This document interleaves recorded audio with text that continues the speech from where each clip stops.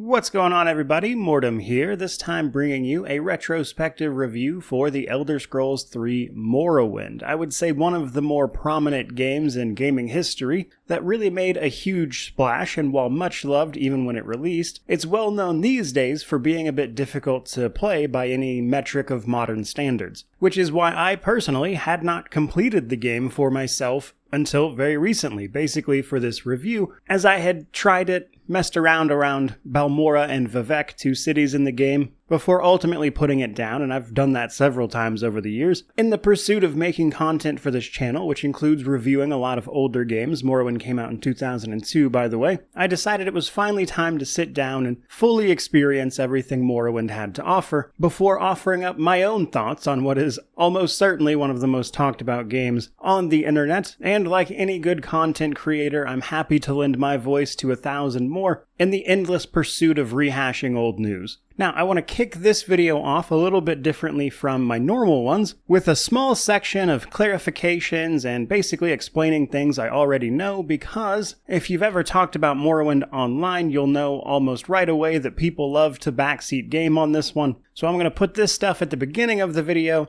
so we can all get it out of the way and move on to the rest of it. So for starters, The Elder Scrolls III Morrowind takes place in the province of Morrowind, formerly known as Resdayn, on the continent of Tamriel in the Elder Scrolls universe. But technically speaking, Morrowind actually takes place on the island of Vardenfell, which is part of the province of Morrowind. It's not the entire thing. You're likely to hear me refer to as the island as Morrowind at some point throughout this review, so no need to correct me, I am aware. Another thing I like to do is not put my weapons away when talking to NPCs. This makes them like you a little bit less. Specifically, it lowers their disposition by 5 until you put their weapons away, so it's a very temporary thing. That said, 5 disposition will only very rarely have any effect on the information that NPC is willing to give, which means 9 out of 10 putting your weapons away is simply a waste of time, and basically, I don't care enough to do it every time. Third up in this section, Morrowind allows you to charge up your melee attacks by holding down the attack key, and this is especially important for damage, because weapons tend to have a pretty large damage range based on how long you held down the attack for. And as this review took place across a few other reviews that I was working on at the same time, I basically prepped a character to run through the game with when I first started playing it, which involved training up a character's skills and the like. So there will be some footage where you see me very quickly spamming the attack button, which is actually not something you want to do generally if you're looking to deal max damage. It is, however, what you want to do if you're trying to raise that weapon's skill, because you gain experience on a successful strike with that type of weapon, and you're likely to see some footage of me doing that before switching to actually trying to deal maximum damage later on. And last but not least, we are about to talk about a few programs and the things you might want to use to get Morrowind running in a more reasonable place. This includes a program called OpenMW. You're going to hear me refer to it as Open Morrowind almost exclusively because we all know what that MW means, and I am a creature of habit. Though it is important to note that if you go to search OpenMW, that is the word you need to use, MW, not Morrowind, though Open Morrowind will also bring it up generally. It is important to be clear on that front, I think. So, there have been a couple of things I already know that didn't quite fit neatly into the rest of the video, so I wanted to mention them up front. Next up, we're going to talk about the technical state of this game, which includes things like mods, Open Morrowind, and what you might want to do to get this thing running in today's day and age, 2024. Because if you just download the vanilla game, if you will, and then try to play that, while it should run on modern hardware, you're going to run into a bunch of crashes, stability problems, and not to mention a fair few bugs. There are effectively 2 things you want to do about this, or at least choose between, and that is either play the modded vanilla version, or honestly the much easier option, which is Open Morrowind. These days, especially if you're watching a video like this and don't already know what to do, Open Morrowind is usually the clear winner. This is effectively an engine replacement for the game. I think it's important to mention that this is not a mod for Morrowind. It replaces the game's engine, which means you do have to own Morrowind already to make this work, but you then go download Open Morrowind, run the install, point it towards where your Morrowind installation is, it'll do everything it needs to do, and voila, you're done. You can play the game with a whole bunch of quality of life improvements, UI scaling, etc., etc., and you don't have to worry about installing a bunch of different mods. Now that said, it isn't technically speaking a perfect solution. There are a few things that the vanilla version with multiple mods can do, and for various reasons you may even prefer. But realistically, if you're watching a video like this, Open Morrowind is the way to go. You can also, though, install mods with Open Morrowind, which might even be recommended because, again, Open Morrowind is just an engine replacement. It does not fix things that are non-engine related. So, to put it simply, for 99% of people, just install Open Morrowind and then maybe add a couple of mods on top if you really want to make it even easier. And that's the best way to run this game these days. And for the 1% of people that does not include, chances are they don't need to watch a video like this to tell them how to do that. And with that, let's talk a little more specifically about a few issues in terms of getting Morrowind to run or play a little better. Now, personally, I'm not using any mods beyond Open Morrowind. My goal as someone taking a look back and reviewing this is to try to evaluate that content for what it is. And like always, that precludes mods outside of those absolutely necessary to get a game to run. And given how unstable Morrowind is, if you just leave it on its own, Open Morrowind made the most sense in this case. But otherwise, I'm not bothering with them, but mods that do things like modify the incredibly slow default walk speed or adjust things like the chance to hit, which we'll get into, can be useful quality of life features for people who just want to experience this game without the headache of wrapping your head around an older, very janky system, which is something this channel encounters frequently. In particular, though, just Open Morrowind is going to do things like allow you to increase your view distance, scale up the UI so it's not incredibly tiny on, say, a 4K monitor, and in particular, I do want to take a second to talk about view distance. Morrowind at the time was this big open world RPG, but especially by today's standards, the island of Vardenfell here is actually not very big at all. And some of the ways this is sort of obfuscated from the player initially is the default slow walk speed on top of the very, at the time necessary, constrained fog of war that the game throws up. The view distance is very low, and one thing you can do with Open Morrowind or mods is to expand that view distance, which you'll likely do to at least some degree, but it is something I would caution you to be careful with, because if you go too far with it, which is very easy to do on modern machines,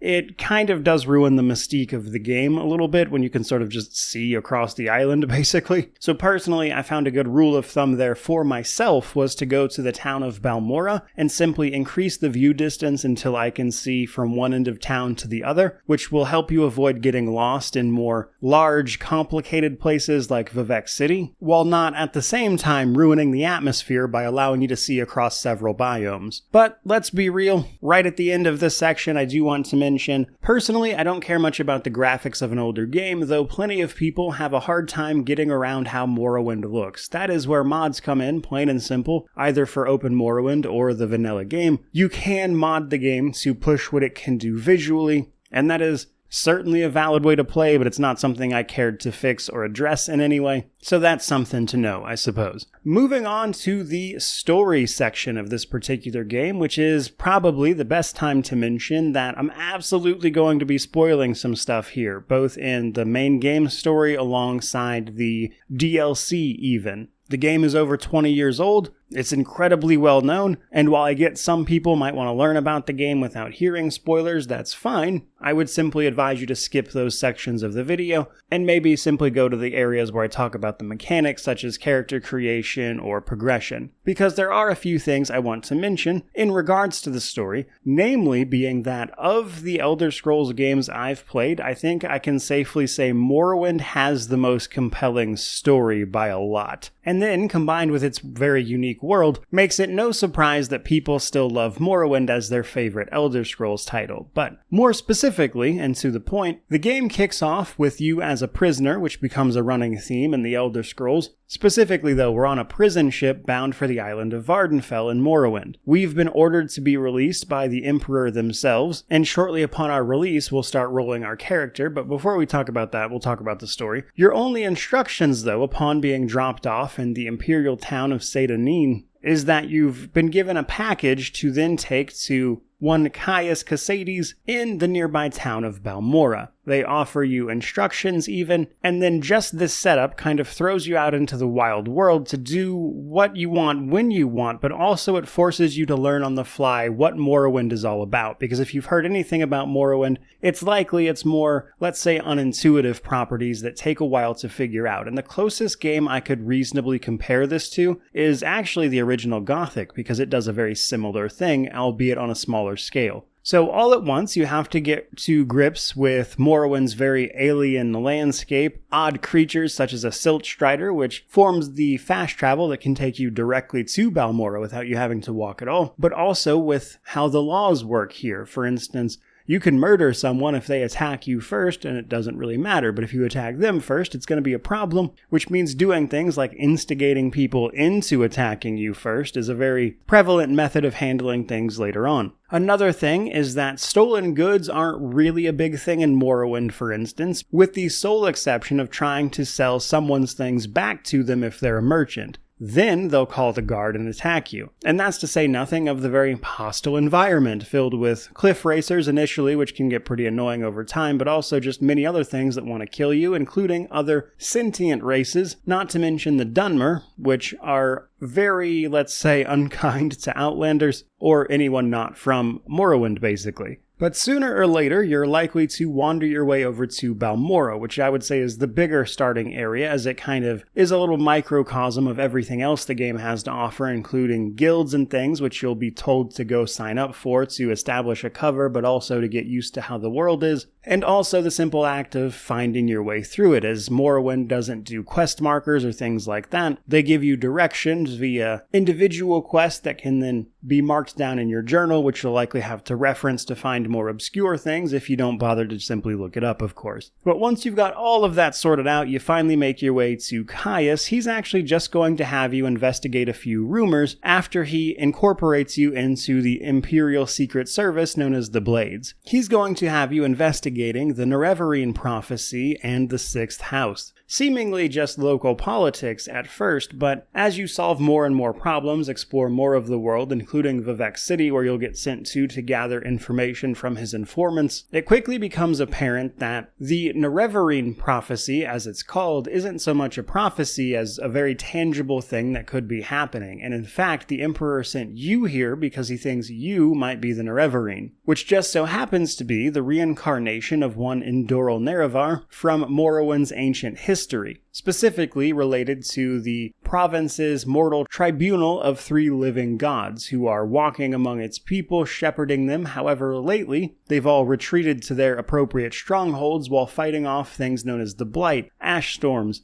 after erecting the Ghost Fence around Red Mountain. So the initial quest pivots from you learning about these things to realizing you yourself might be the special chosen one, only to find out that it's not that simple. Becoming the Nerevarine isn't a matter of simply, being the right person. It's a matter of proving you have the ability to take up the mantle by passing a bunch of quests involving the Ashlanders, people who believe in the Nerevarine prophecies. Through the course of these trials, you confirm, of course, that you are in fact the Nerevarine, and that Dagoth is your mortal enemy, the demigod-like figure controlling things behind the scenes in Red Mountain, where he's attempting to thwart the entire empire at large and reshape the world in his own image after cutting off the tribunal from the source of their power, which includes just an absolute ton of lore. And a lot of this is done through exposition, or at least it's told through exposition, in the form of text. Morrowind, as you might expect, didn't really have voice acting. It would throw up these walls of text based off of keywords that you would learn and can then ask NPCs about, which they will then respond to with more and more text. So it's a lot of reading,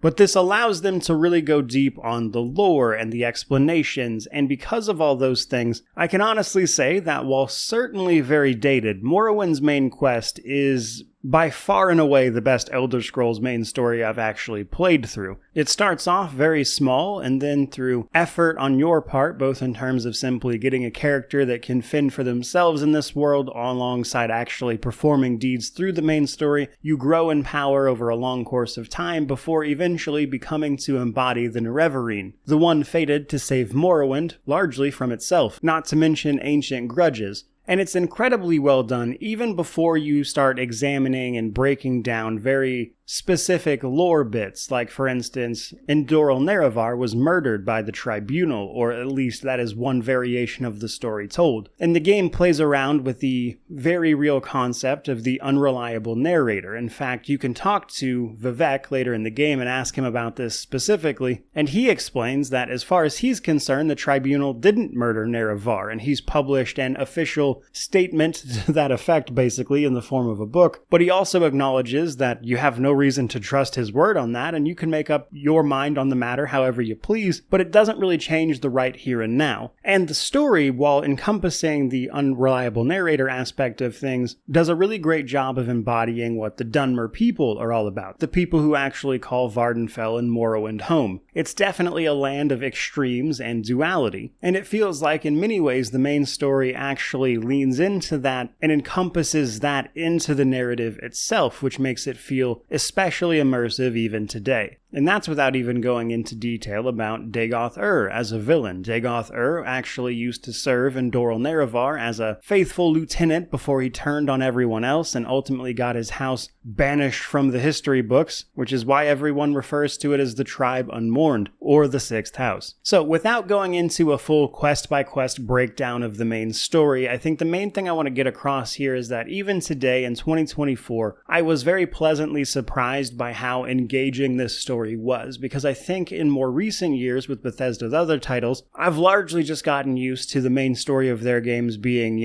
okay, but not really the showpiece of the main experience, whereas in Morrowind, in my opinion, the main story was the most interesting thing about it, and that's in a game full of already incredibly interesting things. So that was genuinely a great time to experience, and I'm glad I finally managed to power through it. But on the flip side of that, much like Morrowind is a nation of duality, reality is that the presentation of Morrowind's story is definitely rooted in, I would say, dated approaches to making video games, and while obviously they were more relevant at the time, they have not aged gracefully, which is one of many reasons why people have trouble getting into this title, and why you're likely watching a video like this to begin with. But moving on from there, let's talk about creating your Nerevarine, or character creation, and a little bit of the progression systems involved in that, which is noteworthy in the case of Morrowind, because while you might think Morrowind is pretty dated, realistically a lot of Morrowind's approaches to these things were updated from the previous Elder Scrolls titles, Arena and Daggerfall, where things were much more archaic. Now, right as you step off the boat, you're going to be guided through a series of character creation options, the first one being to choose your race. Now, there are a handful of facial options based on which race you choose, but it's very, very limited. Appearance is not a big part of this game, and you're primarily going to be playing it in first person, because while third person is available, it is incredibly janky, even if you choose to use it, and pretty much impossible to target individual items you might need to pick up, especially the smaller ones. So third person at this time was definitely not something they were aiming to use a lot of, but it did exist. So appearance-wise, don't get your hopes up. Now, in terms of your races, these,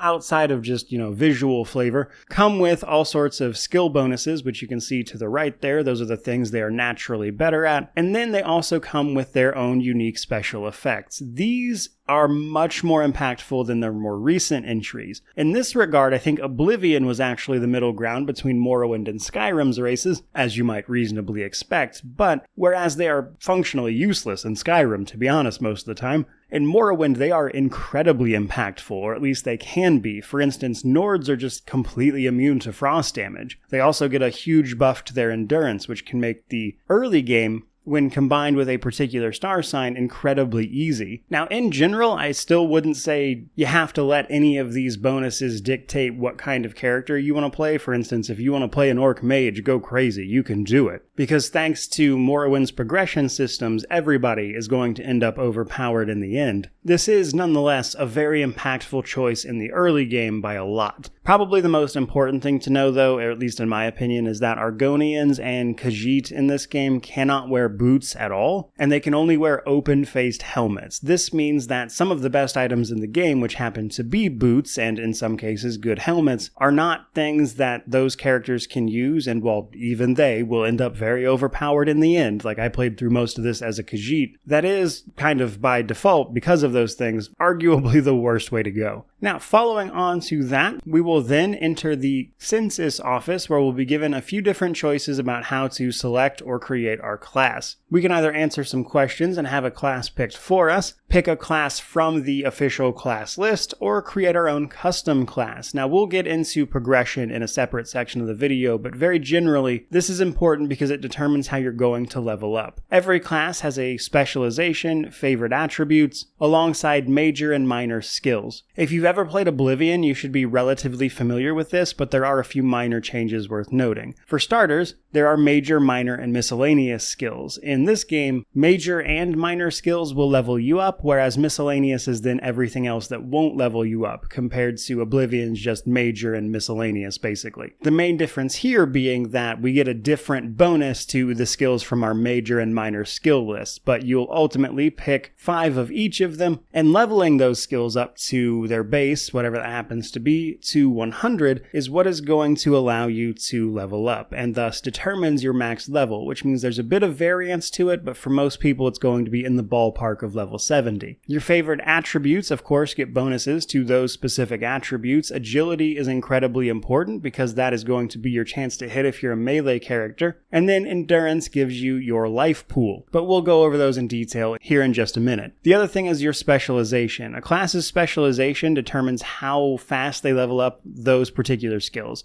So a stealth specialization will level up things like security and stealth that much faster. The main thing to know right here, though, is try to pick a good mix of skills. Like, it really doesn't matter what you pick in terms of what's going to level you up. Pick a few things you're going to use and then leave some of the other ones for miscellaneous, because each of these skills are governed by a particular attribute. And which skills you level up contributes to the bonuses you'll get to that attribute, which increases it when you level up, which means how quickly you can increase your attributes is based on what skills you level up as you go. Now, Morrowind is much more free-form in that regard, so thankfully you don't have to efficiently level as hard as you do in Oblivion, but it is helpful if you have at least one skill for every attribute in your miscellaneous skills section, because then you can train them without leveling up before you're ready. But even that isn't really required. After this, though, you're going to pick your star sign, the star you were born under. Now, in general, these are going to provide helpful bonuses to your character in the form of abilities, useful spells, maybe a couple other things, and even some detriments in a few cases. Unfortunately, though, balancing is a bit off when it comes to these. There are just some clear winners. The Lady and the Atronach being, I would say, really notable. The Lady gives huge bonuses to your starting attributes for both personality and endurance, and the endurance portion of that specifically is really, really good. Atronach gives you a 50% chance to just absorb spells. The Steed is also really good because it fortifies your speed by 25 points out of the gate, which will help you overcome the game's very slow default walking speed, which we'll talk about here in a bit. And in a similar situation, the Lover sign will actually increase your agility by 25 points, which is going to allow you to hit more often, which is going to overcome a big reason why people bounce off this game. Basically, the birth signs are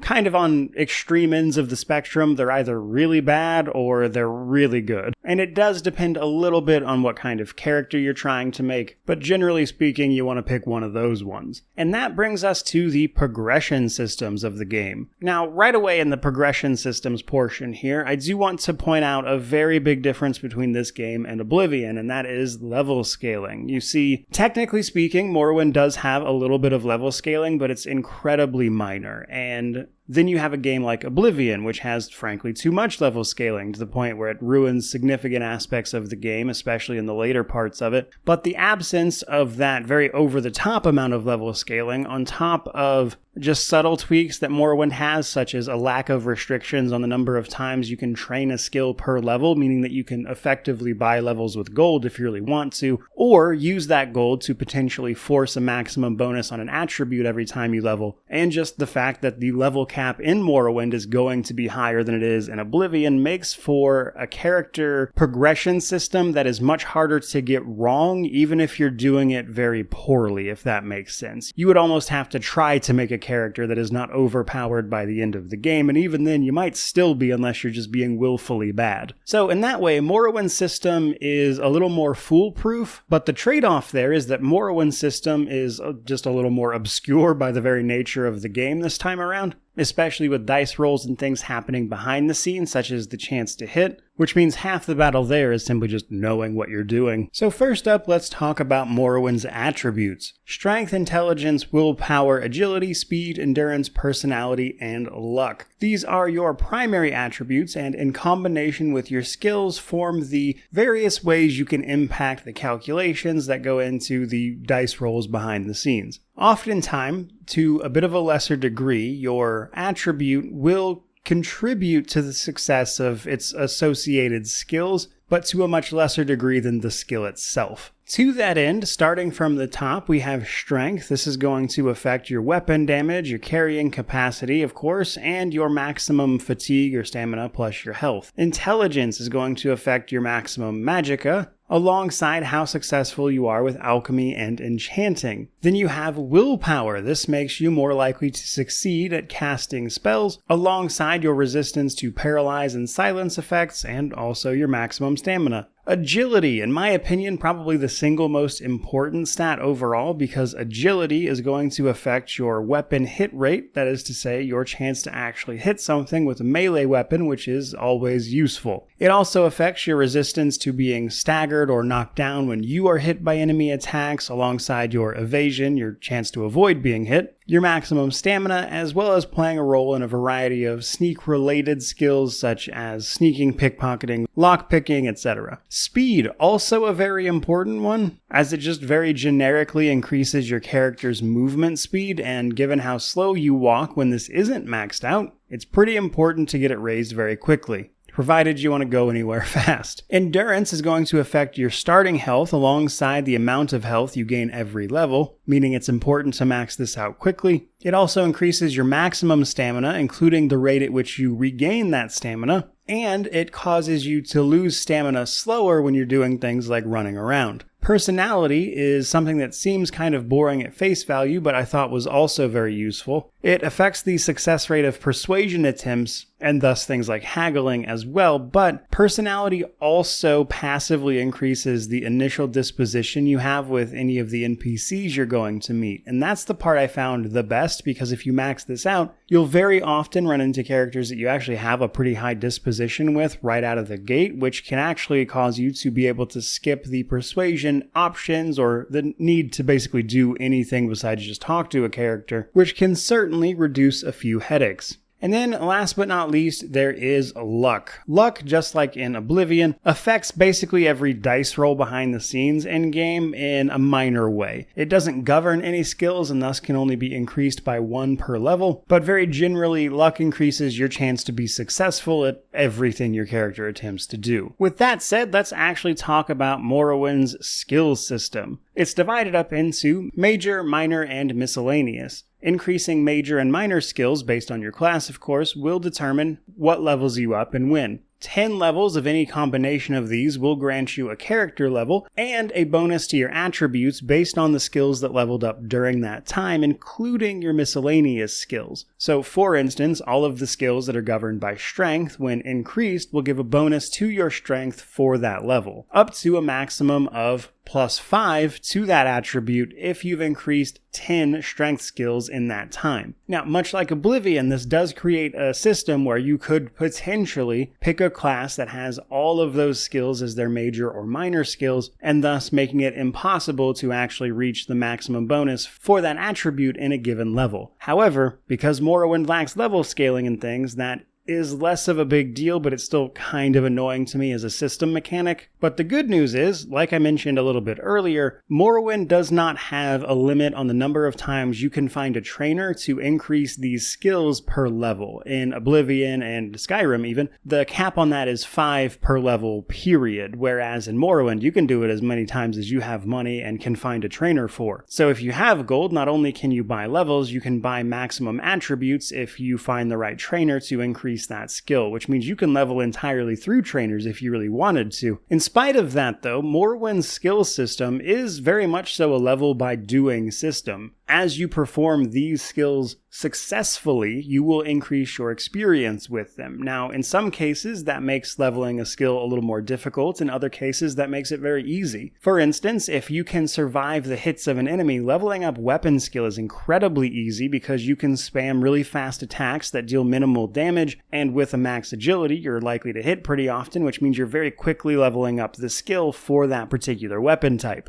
Whereas you take a skill like Stealth, it's very easy to level once you get into the higher levels, bizarrely, compared to when it is very low. You see, you level Sneak by successfully sneaking around someone who could potentially detect you, and this means when you have a low-level Sneak and thus are going to get caught very often, it's actually hard to level that skill. Whereas when it's already high, you'll rarely get caught, which means you're racking up experience all the time, which can be a little bit counterintuitive, but what's new? That said, outside of that structural discussion, Morrowind has 27 skills, and most of them do exactly what you would expect. But to run through them quickly, heavy armor, medium armor, light armor, and unarmored are, of course, how good you are with those varying levels of armor. Now, interestingly enough, Morrowind is about armor rating rather than the quality of individual pieces of armor. While there are absolutely things that are simply better than other things, you'll actually get more armor out of light armor if you're skilled with it than you will wearing heavy armor that you're not skilled with, as an example. Then we have Armorer. This is your skill with repairing your own armor. You can do this via a merchant, but if you have repair hammers, you can repair your own armor, and weapons actually, which can save you some money in the long run. Kind of one of those skills I think everybody's going to wind up using, because realistically it's just easier than going back to a merchant when something breaks on you in the field. Then you have Block. Block works a little differently than you might expect, but is obviously your skill with a shield. Now, you will only be able to block if you have a shield, and it happens automatically. There's a dice roll whenever you get hit that decides whether or not you blocked it, or it went through, or if you took any damage, etc. You'll basically just equip a shield, and then the game will block for you if you successfully rolled to block.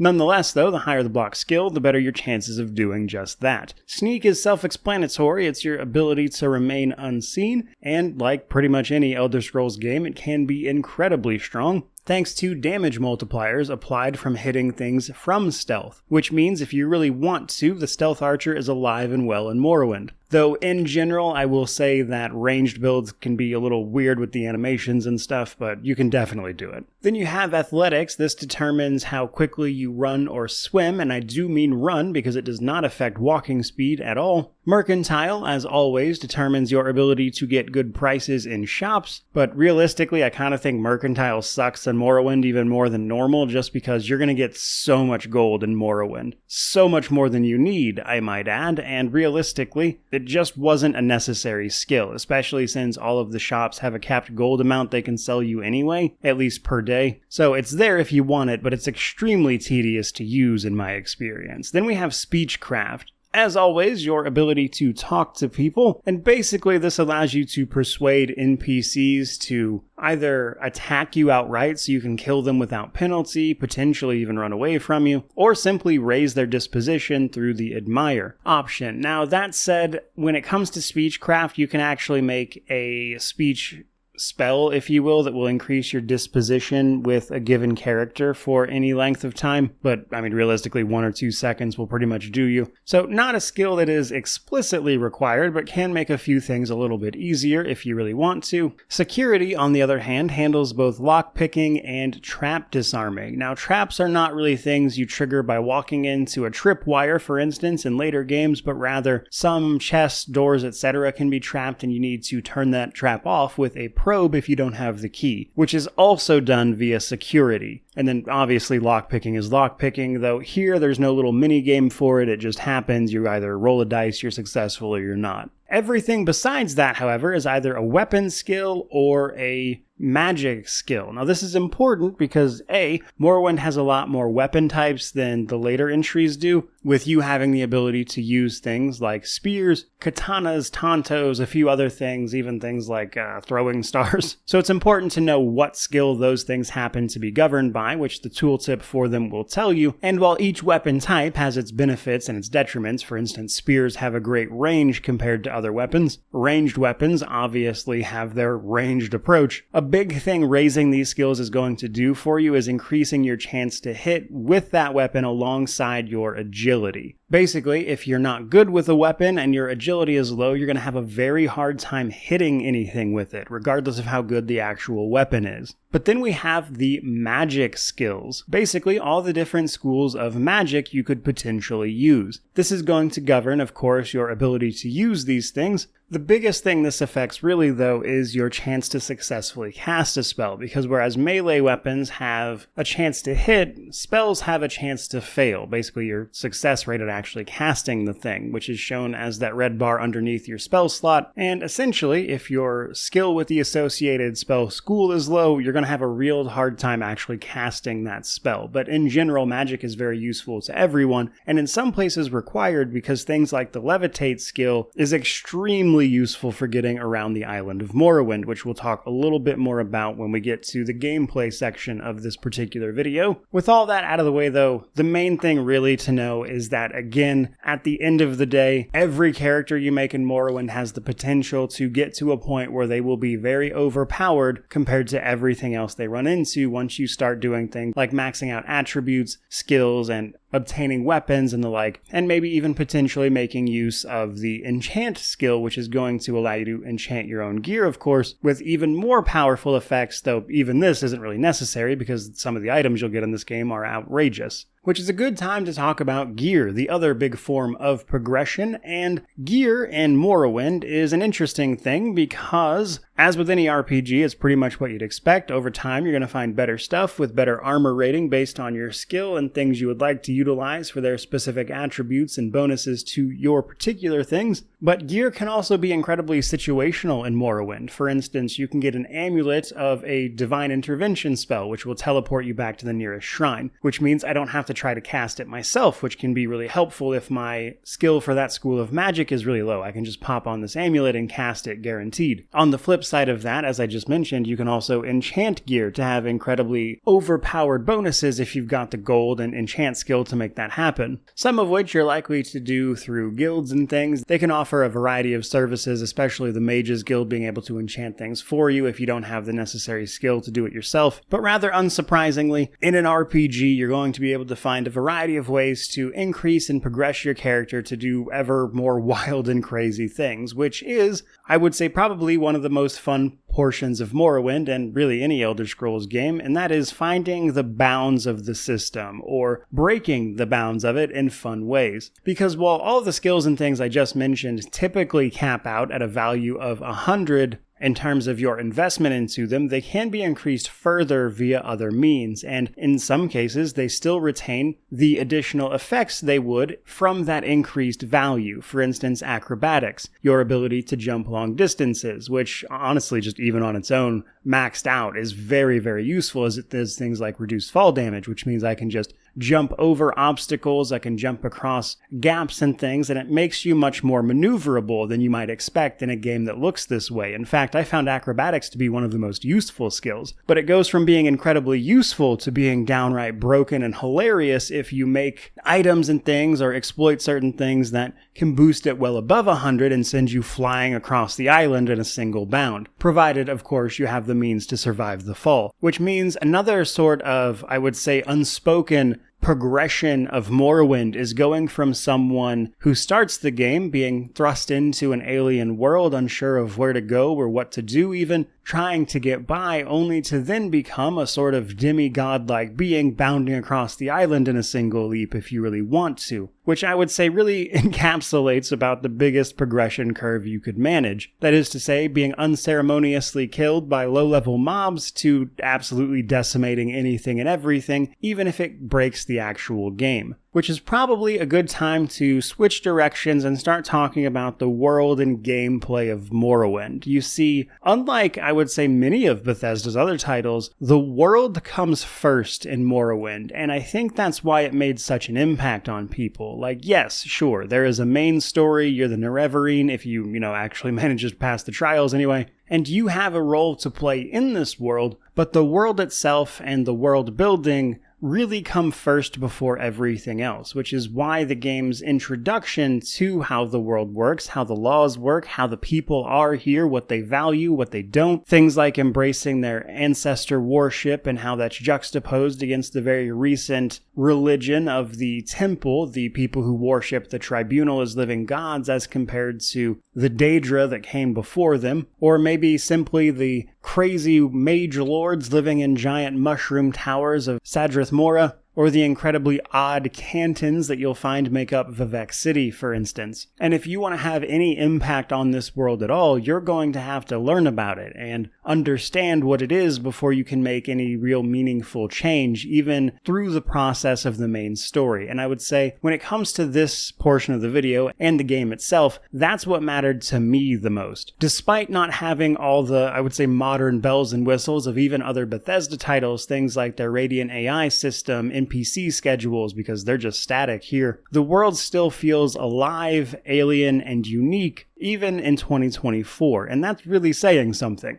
And I think that is in no small part one of the reasons Morrowind is so well remembered. But that obviously isn't entirely without fault, because while Morrowind is, I would say, the first of the more modern Elder Scrolls titles, that is to say, this more exploration-focused, properly 3D environment, it came with a bunch of jank as it made that transition. As I mentioned, there's things like chance to hit, which just feels wrong when you're in this mode and you can see the weapon connect. You also have to do things like equip your lockpicks and your probes from your inventory, or a quick menu if you prefer to actually utilize them. That's not something that happens automatically. You have to go equip them, and in order to do that, you have to access the game's menu. And as a result of that, a lot of things about Morrowind, especially in 2024, can seem very familiar on one hand, and then a second later you're like, I have no idea how to accomplish this very basic task if you don't go look it up, or you're just not familiar with how this works, such as the lockpick thing I just mentioned. First up though, I kind of have to explain the menu system because it's a bit odd. Basically in Morrowind, if you right click, if you're on PC, I have no idea what it is on controllers, but you'll bring up the game's menu system, which is a host of different menus. Your character menu,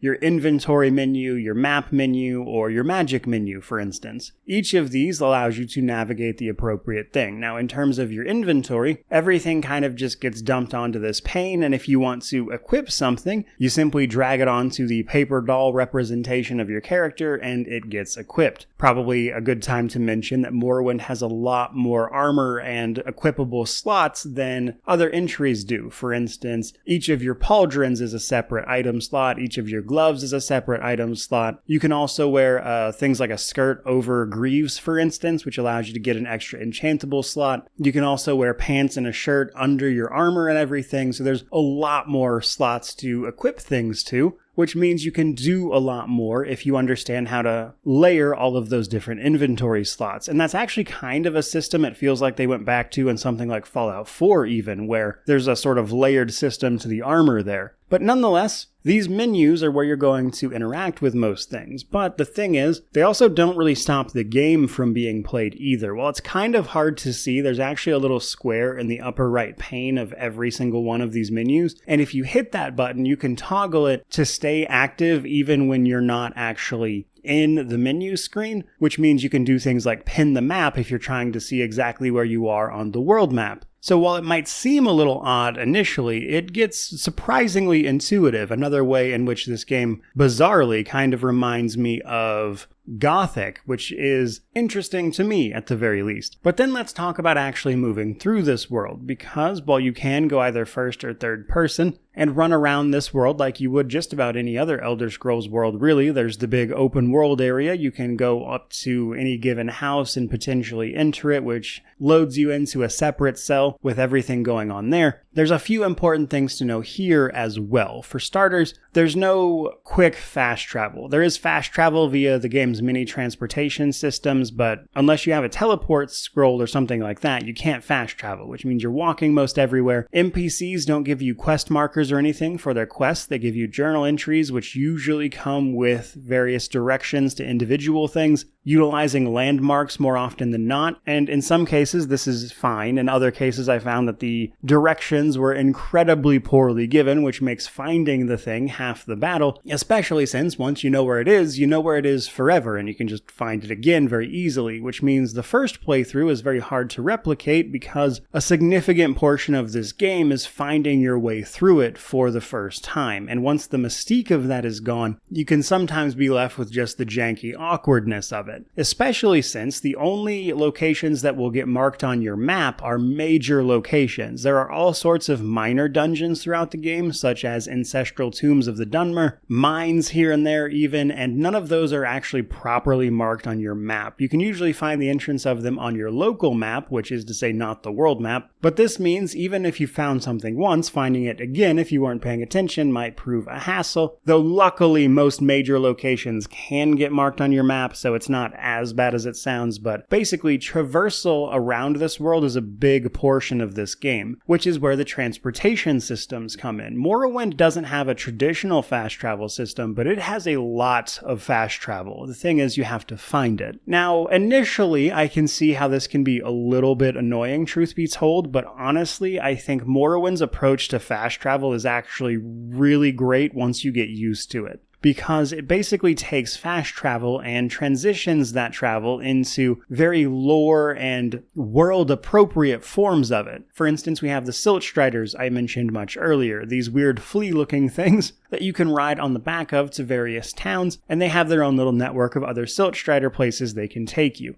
You can also find a boat in certain coastal places that will then transport you to other watery places. You can also go to a Mages Guild and talk to the member there. They have a specific name I don't remember the name of, but the Mages Guild can teleport you to other Mages Guilds in certain cities. There's also a weird hidden pylon system that's hard to make use of, but certain old Dunmer strongholds have teleportation networks that you can reactivate if you can find the right items to do so, that will also help you bounce around. Then there is the Divine Intervention and Tribunal Intervention, or Alim Savi Intervention if you prefer, that will teleport you to the nearest appropriate shrine. In the case of Divine Intervention, that takes you to the Imperial Shrine versus the Tribunal Shrine. So it initially can be hard to get around, but once you get used to it, it's actually really easy to navigate Morrowind. It's just the initial introduction to all that information can be a little off-putting. However, it is important to learn how those things work because your base movement speed tends to be pretty slow, like I also mentioned earlier. But I will say your default run speed isn't so bad, but this drains your fatigue, which you're going to need, and we'll talk about momentarily, which isn't always great. So fast travel can help you offset that while you look for ways to abuse the speed attribute to make yourself run like the wind, as it were. Another odd portion of this, though, is actually levitation, as I mentioned, something that was cut from later entries in the series. Morrowind allows you to levitate, which you can usually do via things like either potions or just a straight up spell that allows you to levitate and then move, almost as if you had turned the clipping from the console on, which allows you to phase through walls and stuff, but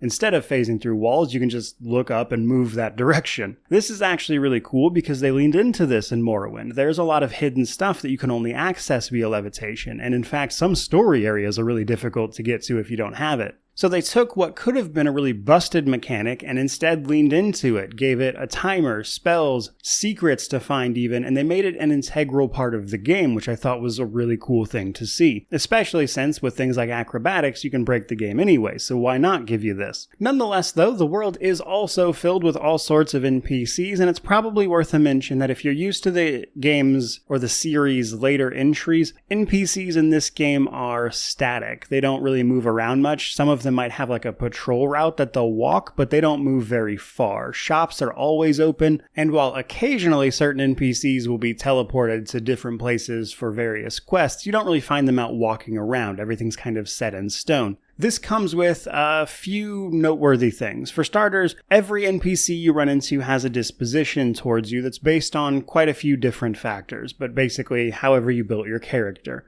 It's also possible to persuade them or use spells to increase that disposition, which increases or decreases their likelihood to give you certain information. If they have a disposition of 0, they're very unlikely to tell you anything at all. Which is a problem if you need information from that NPC for a specific quest, which is where things like spells that can manipulate their disposition and force them to talk to you can be very helpful if you lack the speechcraft to get it out of them the old-fashioned way and you don't have the money to afford a bribe. But you do, at the very least, have some options. However, one of those options just so happens to be violence in some cases, so what happens then? Well, essential NPCs are not a thing in Morrowind, at least in the sense that you can't kill them. The game does have quest-important NPCs that the game will warn you about killing, basically saying that, hey, you ruined your save and the game isn't completable now. However, even that isn't always true, technically. But it's cool that the game will let you kill these big important characters and just be like, well, that's on you. Either load back a save or,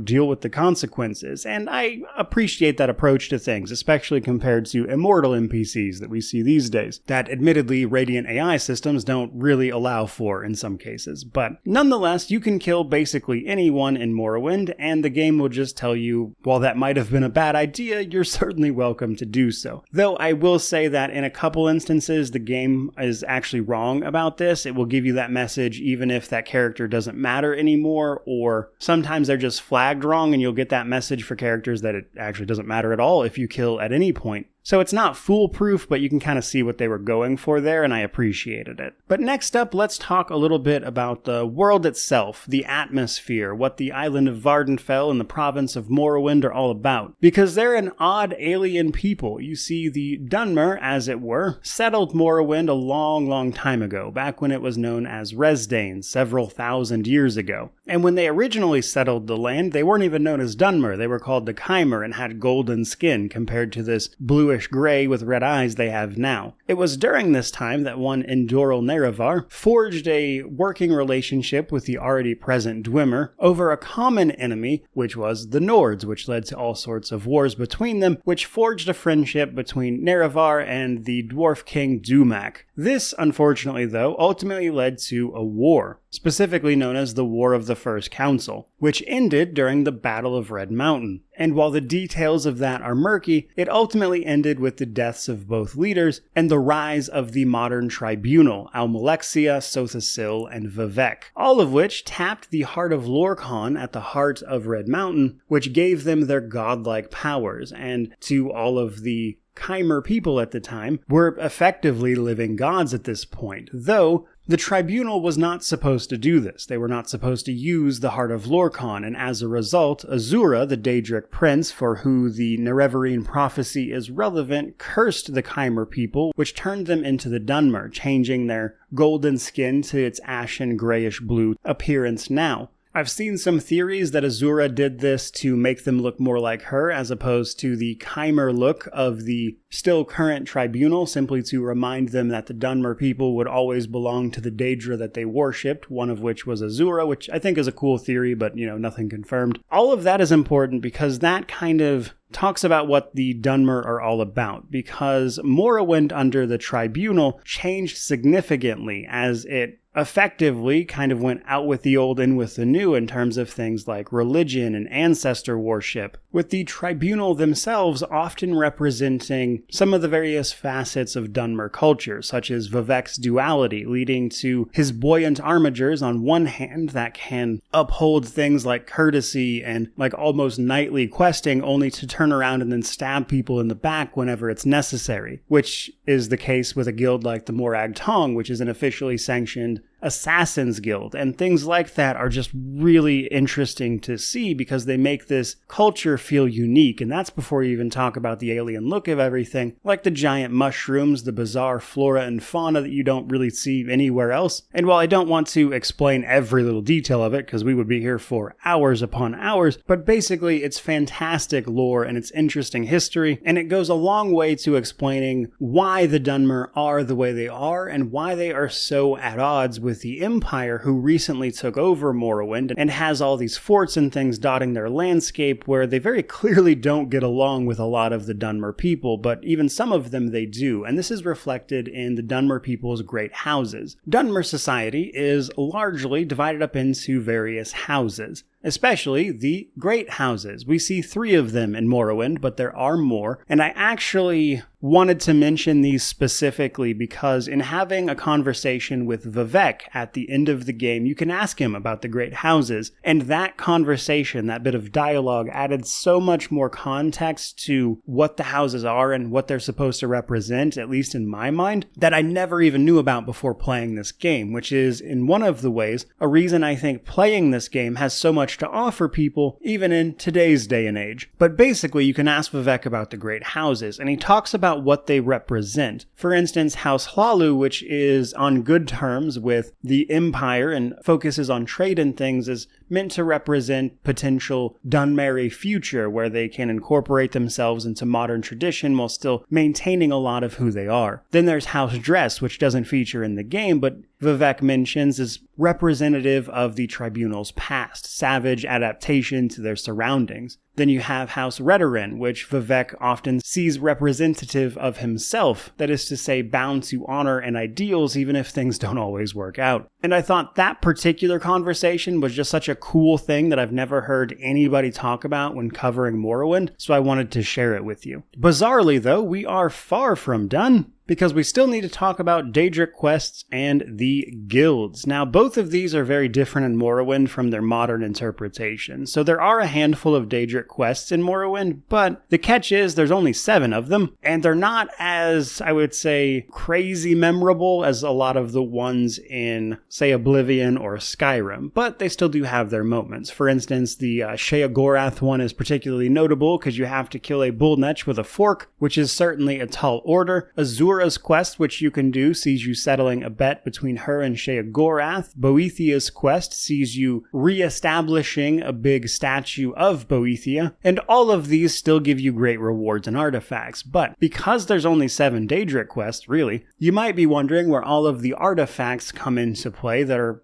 scattered throughout the rest of the Elder Scrolls games. And I will say that it's odd to see those artifacts just scattered randomly throughout the rest of the game, because you'll often encounter major Daedric artifacts just questing and running around Morrowind, which can sometimes feel a little bit silly, especially as an example, my very first one that I found, which was the Mask of Clavicus Vile. I was just exploring a dungeon, killed some mage, and he happened to have the mask on him, and I was like, what? It was very confusing. So I can see why they made those changes that they made later on in the franchise. But nonetheless, Daedric Quests and the Daedric Princes are absolutely present in Morrowind, but to a lesser degree. I would say they leaned into this more later on. Which finally brings us to the factions, or the guilds. There are many of them in Morrowind, and there are a lot to talk about, but let's first talk about their bigger structural implications. You see, factions, guilds, whatever you want to call them in Morrowind, are very different from Oblivion and Skyrim, and they're also very different from Arena and Daggerfall as well. Those two games relied very heavily on procedural generation, especially for their guild quests, and in fact, Daggerfall,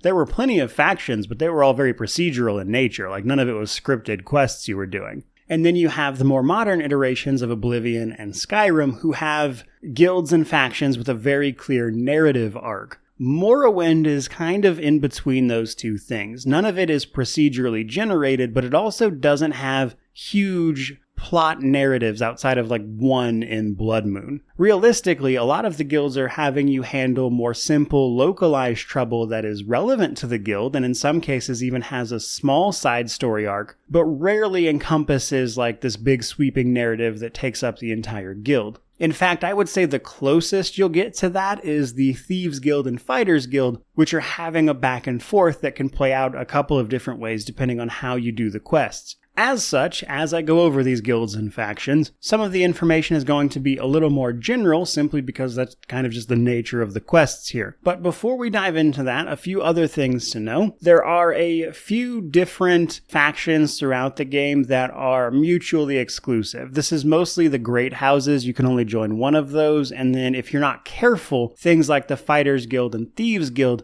can conflict with each other if you don't do them in a certain order that allows both of them to be completed. So that's definitely worth knowing. And then last but not least, Each faction has a set of skills that represents what they're all about, and you have to have a certain level in those skills to receive advancement in the guild, and your rank in a guild or faction is going to allow you access to different goods and services from that guild, such as certain trainers or vendors, which means in many ways the guilds and factions are more a source of progression and training than they are necessarily a big narrative arc. Also, probably worth a mention that these factions are not every faction in the game, merely the ones that you can join specifically, starting with the Great Houses. Now, House Hlalu is the house focused on commerce and politics. Specifically, it's really about business more than anything else, and it has very close ties to the actual empire, which means they're pretty friendly to outsiders, making it the easiest of these to join. Most of their quests involve things around trade and corruption, and there's a fun few side stories about exactly those things and whether or not you choose to go along with it or expose it along the way. Then you have House Redoran, unsurprisingly, the great house consisting primarily of warriors. It does have a lot of business interest in things like mines, etc., that they then have to protect,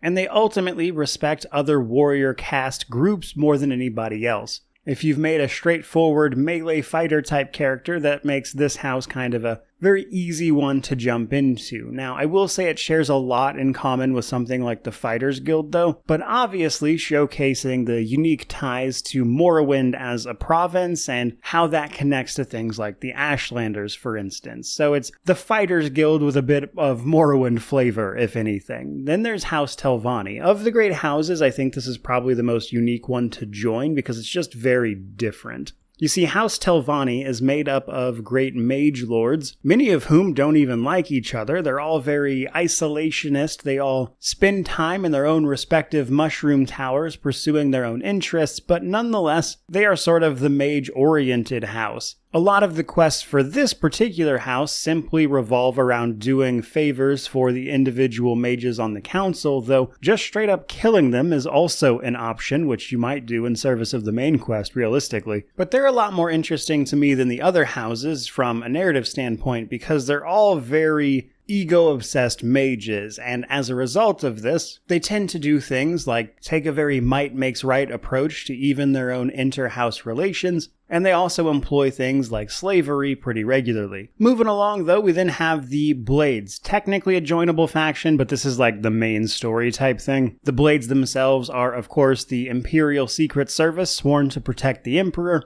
and you were sent here under the Emperor's direction and told to be inducted as a member of the Blades, and thus this serves as the faction that kind of introduces the main quest to you. Then we have the Fighters Guild and the Thieves Guild, respectively. I want to mention these both at the same time because their quests are kind of intertwined towards the end, though at a base, they do pretty much what the name would tell you. Fighters obviously fight things and do mercenary work. Thieves Guilds steal and make their living through thievery, and a lot of their quests reflect exactly that, but they start coming into conflict with each other via a secondary criminal organization known as the Kamanatong, which is sort of Morrowind's homegrown Thieves Guild, which has been contracting with the current head of the Fighters Guild to take out the Thieves Guild. Depending on your choices here and how you go about doing the quest, it's possible for you to either side with the Fighters Guild and take out the Thieves Guild, or side with the Thieves Guild and take out the Fighters Guild. There is a sort of third option where you can very specifically take out the head of the Fighters Guild, the corrupt one, and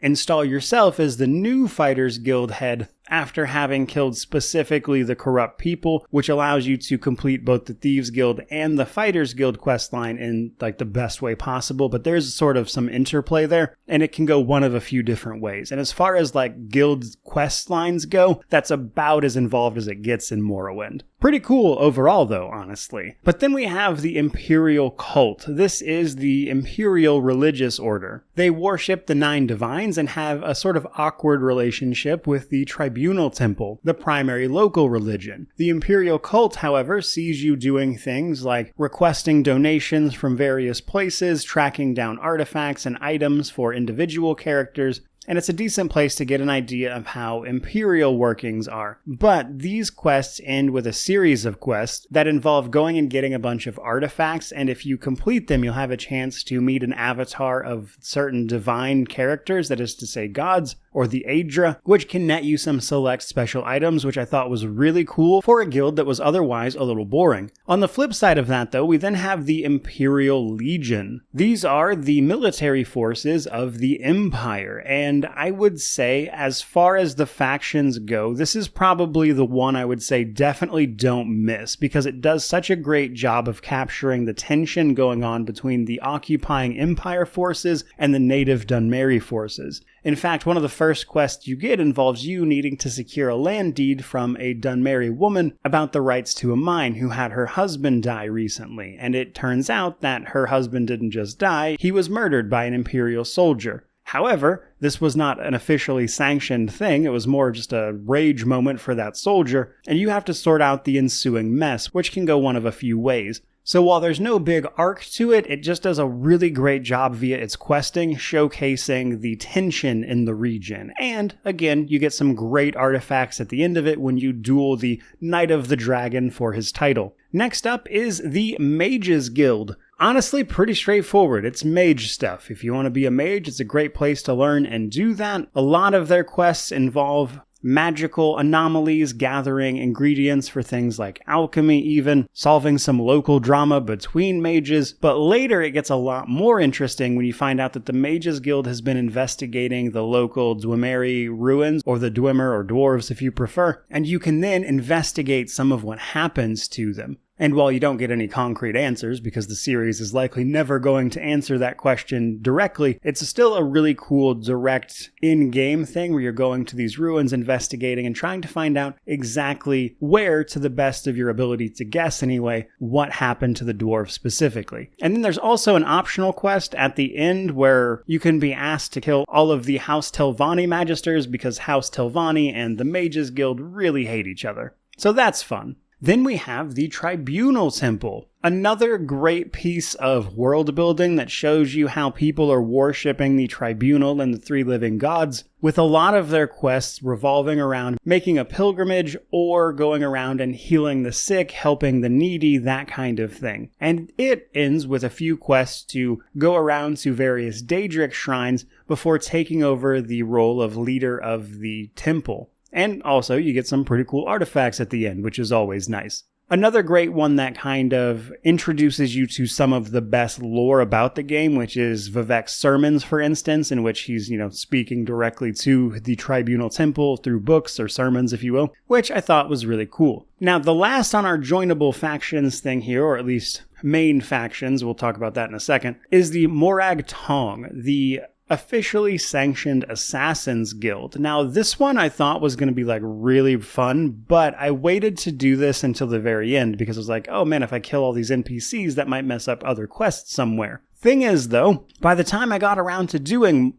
the Morag Tong Guild quest, I had accidentally, through the course of my other adventures, killed about half the targets they send you to kill, which meant a not insignificant amount of the quests for them I turned in immediately, and their entire quest line took me an hour. But nonetheless, it is the Assassins Guild. To join, you have to find their actual headquarters, which can be a little bit of a challenge, but once you do so, you'll get writs of execution for individual members. You see, one of the ways Morrowind keeps the peace is by employing the Morag Tong to legally assassinate people. Basically, if you make yourself too much of a nuisance, someone can pay to have you killed. And the Morag Tong, if caught doing this, will present their writ of execution to the guards, at which point you'll be allowed to go on your way, which is represented here. And again, just a really cool thing about the duality of the Dunmeri people. And it's a cool guild overall. Now, there are technically a few more joinable factions, but some of them are vampire clans, which is a neat concept because you can be a vampire in Morrowind, but the problem there is that it's more detriment than benefit, really. Most people won't even talk to you. But if you were to do that, there's 3 different vampire clans that can offer you a couple of unique quests, but realistically, I don't think it's worth the effort.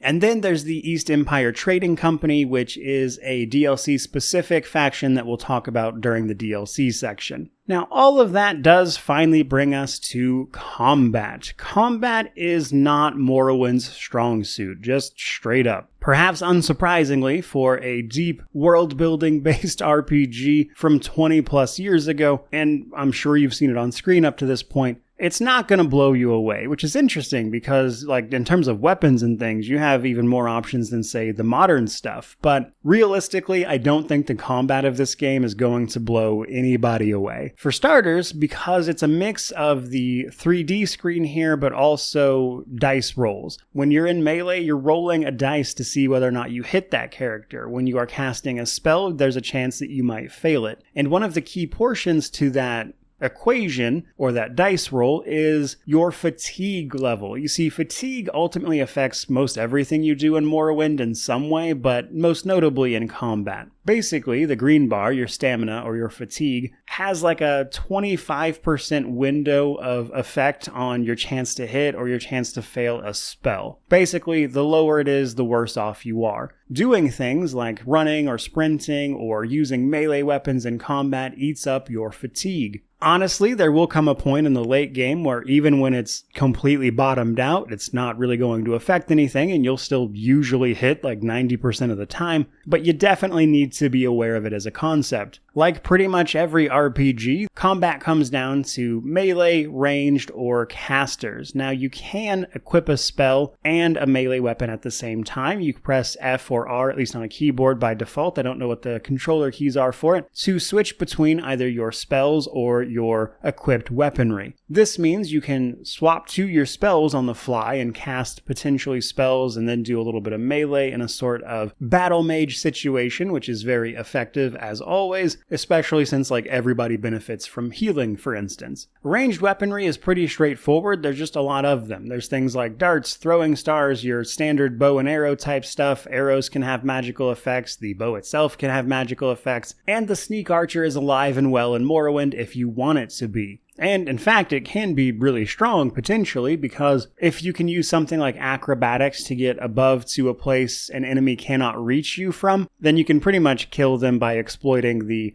not great AI. For instance, enemies can't really aim up. They're kind of on a two-dimensional plane when it comes to their ranged weaponry, so that's an easy way to break it if you really want to. Now, melee, I think, is a little bit more interesting, or at least they attempted to make it so, via both your charged attacks alongside 3 different weapon attacks. There's a ton of different melee weapons, as you might have guessed. Your typical selection, such as swords, great swords, two-handed weapons, maces, axes, spears, katanas, daikatanas, just all sorts of stuff that you don't really see elsewhere. But each of these types of weapons can perform 3 different types of attack, either slashing, piercing, or a chop. This is based on what direction you are moving in when you start the attack. So if you're moving side to side, that'll usually do a slash, whereas if you are moving forward, it'll be a pierce attack, and based on the weapon, this may or may not be good for you. Each weapon typically deals one of these 3 more than the others. Certain types of enemies may be weak to one or the other as well. But you'll notice that the damage range on those things can actually be pretty substantial, and this is based on how long you hold the attack. You see, if you simply spam the attack button, which sometimes you want to do because you want more experience from the successful hits, you'll only deal minimal damage with each hit, whereas if you just hold it for like half a second before releasing the attack, you'll actually deal much more damage. And it's important to know how all of those things work if you want to be a melee fighter in particular. Now, beyond those things, I would say the fun of combat,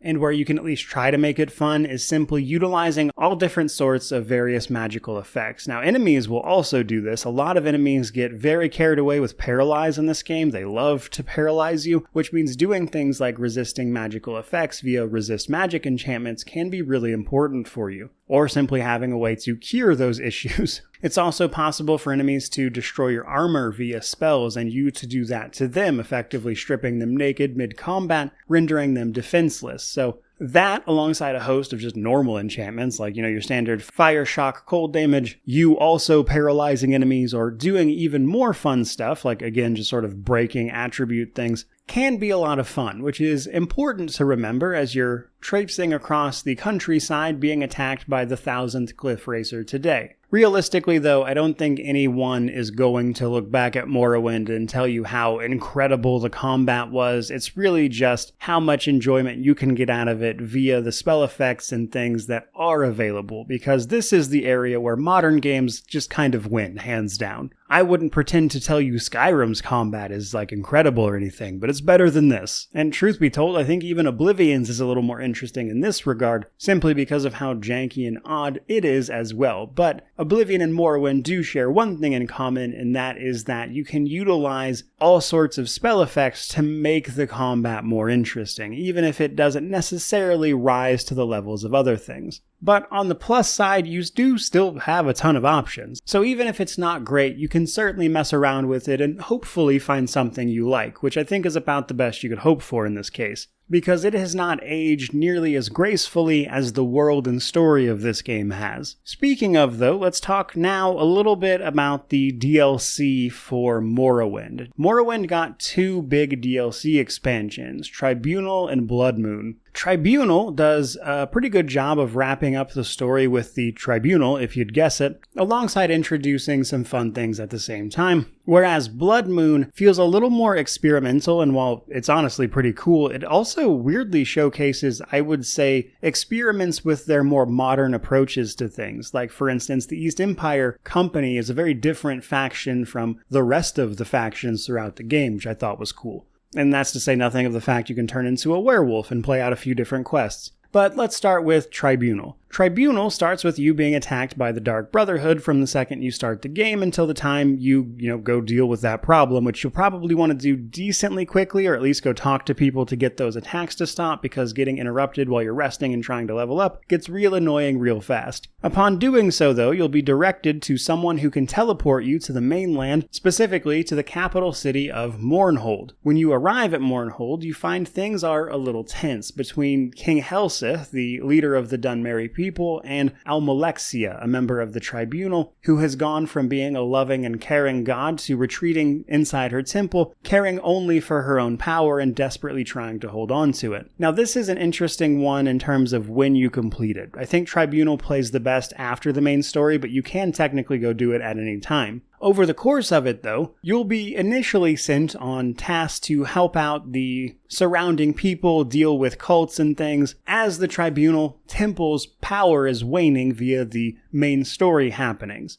Eventually, once you've done enough of this, you'll get sent to talk to Almalexia directly, who has you doing, at best, some questionable things, especially once the city gets attacked by fabricants, these weird amalgamations of animal and automaton that come from a dwarven ruin beneath the city. For instance, Almalexia, unpleased with her people's adorations, let's say, she sends you down there to turn on ash storms that will rack the city and make everything terrible, to put the fear of God in people, as it were, which, isn't exactly the nicest thing to do for the woman who's supposedly known to love everyone. Things get especially telling, though, once you finally reforge the Blade of Nerevar after she decides you are in fact a Nerevarine as well. You can reforge the Blade of Nerevar, True Flame, and after you do this, Almalexia tells you that Sotha Sil, the third member of the Tribunal, has gone crazy and that she needs to send you to his Clockwork City to track him down. Now, I will say the Clockwork City is probably the coolest dungeon in this game. All sorts of little traps and things you need to figure out. Some instant kill traps, which are kind of annoying, but there's also some rooms with just some interesting puzzles and things that they didn't really do elsewhere that I thought were neat. But at the end of this dungeon, you come across Sotha Sil's lifeless corpse, making it clear something else is going on, and when you turn around to leave, Almalexia confronts you and basically says she was hoping you'd die down here so she could make a martyr out of you and unite her people after she kills Vivek as well, so she could be the one true god. Basically, she has succumbed to madness in the face of the main story, leaving her in a greatly weakened state, but unwilling to relinquish the reins of control. This forces you into a confrontation with Almalexia that, hopefully goes your way, and kills yet another member of the Tribunal, which leaves 2 of them dead and the fate of Vivek a bit of a mystery in terms of the canon. Vivek, on the other hand, handles this revelation of their bygone power very differently. He seems to take it in stride, accepting the fact that he's not going to be a god anymore, and seems to welcome being immortal again, if anything. There's also a handful of other quests you can get up to in Tribunal, especially involving the king of the Dunmerry people and his mother, Queen Baronziah, which I did not realize was in this game, which was really cool. She's a big lore figure. And a few other quests you can do around Mournhold and just kind of take in another proper city-like environment, which was kind of neat. But more than anything, Tribunal is about closing off some of the narrative threads surrounding what happened to the actual Tribunal, which was pretty cool. That brings us to Blood Moon, however. Blood Moon is a DLC that takes place on the Isle of Solstheim to the northwest of Vardenfell, or to the northeast of Skyrim if you prefer, as it also is the location of the Dragonborn DLC. And I gotta say right away, having never played this previously before, as I mentioned, I would usually make it to Balmora and Vivec and never much farther, so a lot of this was genuinely new to me, at least in terms of my first-hand experience. It was really cool to see Solstheim like in the past and realize just how much of Skyrim's iteration of Solstheim was really just fan service. In spite of that though, your time on Solstheim is going to revolve around the Blood Moon prophecies. You'll initially do a bunch of basic tasks around Fort Frostmoth where you make landfall there before the fort gets attacked by werewolves, actually.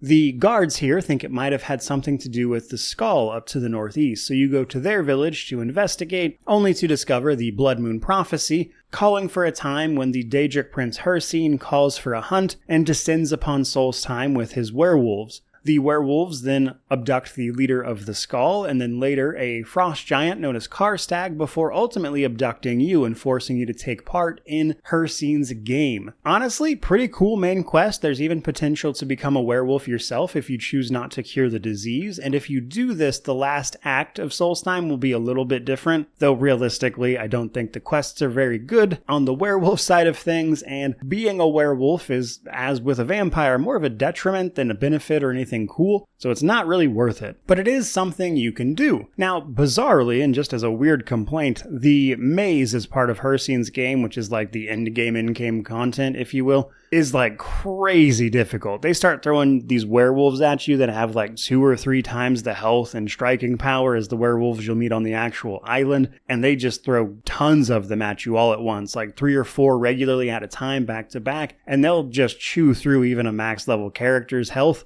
And it's not impossible, but it's probably the only time during the game I felt genuinely challenged. But if you go into that maze unprepared, you're going to have a bad time. Ultimately, though, this ends with a showdown with the aspect of Hircine of your choosing, which can lead to a few different rewards, which then ends the Blood Moon prophecy, having put an end to Hircine's hunt. Honestly, pretty cool, bunch of unique quests, a lot of different things they tried to do there. As I mentioned, it felt like an experiment before they moved on to other stuff. Now, that's not the only part of Blood Moon worth talking about, though, with the other being the East Empire Trading Company, the new faction this one brought in with it, and you can join them. They are a mercantile venture set out to the island to establish the colony of Raven Rock, which you are going to help them do. It starts out as just an empty plot, and over the course of their entire quest line, you can build it up into something, making some choices along the way, including what kind of buildings get situated here, before ultimately being able to build your own manor here. More than that, this is a faction with a proper story arc. There's actually a conflict between 2 different people as part of the East Empire Trading Company, like the head guy, the factor as they call him, or the guy actually leading Raven Rock who doesn't want to see anything bad happen to it. You can choose between these 2, which can lead to some unique quests and a different outcome to the storyline as a whole, to make Raven Rock either exploited or prosper, which I thought was just a really cool idea, and it was especially interesting to me to see an early iteration of the concepts they moved on to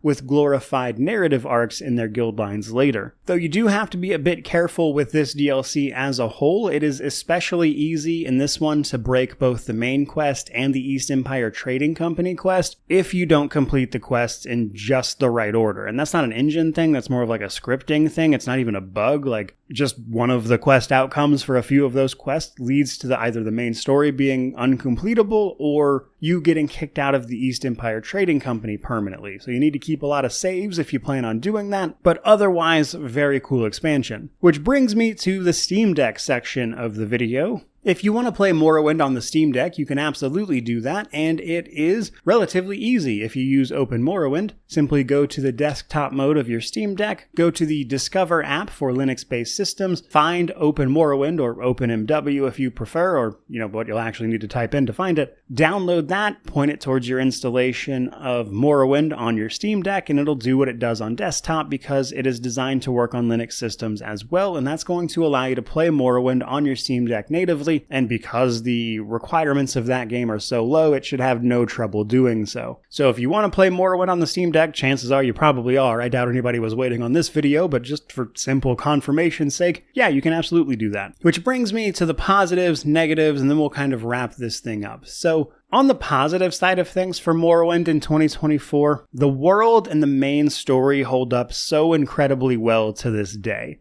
Its presentation might certainly be janky and old, which, let's be real, is what puts a lot of people off playing this game these days, but the quality of the story and the world building is still incredibly on point. In fact, in many ways, I was blown away, even in comparison to games that come out these days. They did something truly special with the world of this game that has apparently turned out to be a little more difficult to replicate than, may have been what any of us really wanted. It's also fun to build a character that feels like it's your character. There's so many different ways you can build a character thanks to things like the multiple different inventory slots, the various approaches to magic, combat, all the weapon combos, and how those have slight differences between each other, alongside even some faction-exclusive quest lines, really does make the world of Morrowind feel like each individual character you make is someone unique and interesting in terms of the world and how people react to them, in a way that, again, holds up really, really well. And I was surprised by just how in-depth that actually was. Which brings me, though, to the negatives of this particular title. And for Morrowind, I would say most of the negatives of this game are pretty self-apparent.